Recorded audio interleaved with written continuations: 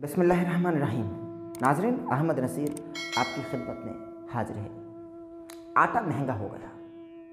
आटे की आज तक की जो कीमत थी, जो 10 किलो की बोरी में दिया जाता था, उसकी कीमत 1160 रुपये थी। मगर अब उसकी कीमत बढ़ाकर मिक़दार नहीं कीमत बढ़ाकर 1450 रुपये कर दी गई, यानी लगभग 1500 के करीब। वजह क्या है? हमारी बदअमालियाँ, हमारे गुनाह, हमारा एक दूसरे को नफ़रत की निगाह से देखना, हमारा एक दूसरे का हक़ मारना, एक दूसरे को गालियाँ बकना, ज़ख़ीरा अंदोज़ी करना, लोगों से नफ़रत करना, लड़ाई झगड़ा, कीना, बुग़्ज़, हसद करना, सब कुछ हमने कर लिया।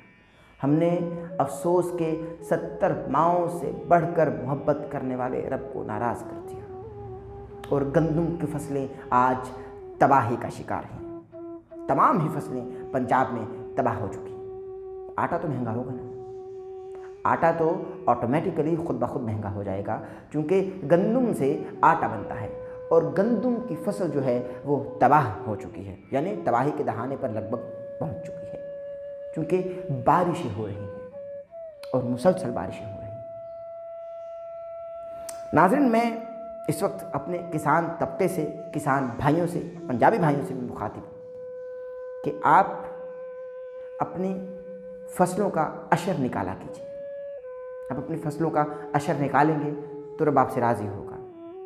कितने ही मिस्कीन, बेवा, लाचार, गरीब, फुकरा, मसाकीन और यतामा का हम लोग हक़ खा चुके। वो हमारे दर पर मांगने आते हैं, मगर हम उनको झिड़कियाँ दे देते हैं। वासिफ़ साहब फरमाते हैं कि ख्याल किया करो, बस औकात मांगने वाला कभी कभी देने वाला बनकर आ जाता है, मगर हमने ख्याल ही तो नहीं किया। किसान भाइयों ने जो ऐसा करते हैं, जो नहीं करते अल्लाह उनको सलामत रखे, मगर जो ऐसा करते हैं अल्लाह उनको भी सलामत रखे, मगर इस दुआ के साथ कि आप अशर निकाला कीजिए अपनी फसलों का। अशर निकालेंगे तो फसल अच्छी होगी। अभी भी वक्त है, गुज़िश्ता पर माफ़ी मांगिए, जो हो चुका भूल जाइए, छोड़ दीजिए, माफ़ी मांगिए, अल्लाह से गिड़गिड़ा कर सजदा कीजिए। रमज़ान का महीना है, अल्लाह माफ़ करेगा। और जाहिर है कि गंदम एक बुनियादी ज़रूरत है।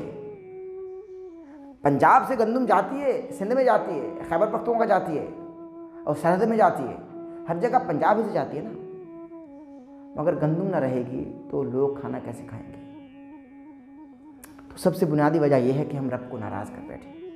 बहुत सारे सवालात मेरे इनबॉक्स में भी आ रहे थे कि गंदम की सूरत हाल के हवाले से हमको आगाह किया जाए और हमको बतलाया जाए कि किन किन इलाक़ों में बारिशें हो रही हैं और गंदम की काश्त इस बरस कैसी होगी। तो मैं आपको बता रहा हूँ कि फसलें तबाह हो चुकी हैं, फसलें तबाही का शिकार हैं, तबाही के दहाने पर लगभग पहुँच चुकी हैं। मगर हमको क्या करना होगा? रब से तौबा, इस्तिग़फ़ार, गिड़गिड़ाना होगा, माफ़ी तलब करनी होगी और रब को मनाना होगा, चूँकि ज़रूरत है मनाने की, सजदा करना होगा।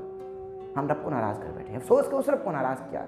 हमारी माँ हमसे नाराज़ नहीं होती, एक लम्हा भी नाराज़ हो तो माथा चूम कर हमको मना लेती है।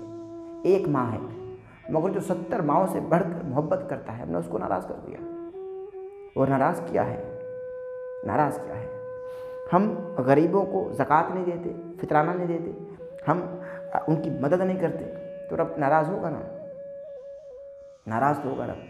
अपने माल पर हम सांप की तरह फन कर बैठ गए और ज़ख़ीरा अंदोज़ी करने में मसरूफ़ हो गए, रब तो नाराज़ होगा। आइए मिलकर रब को मनाते हैं, फिर देखिए रब मान जाएगा। फिर कोई अल्लाह का वली जो होगा ना, आपको बताएगा नहीं मैं वली हूँ, क्योंकि ये छुपे हुए लोग होते हैं। वो अल्लाह का वली जो होगा ना, वो आपकी फसलों को सिर्फ मुस्कुरा कर देखेगा, फसल अच्छी हो जाएगी फसल अच्छी।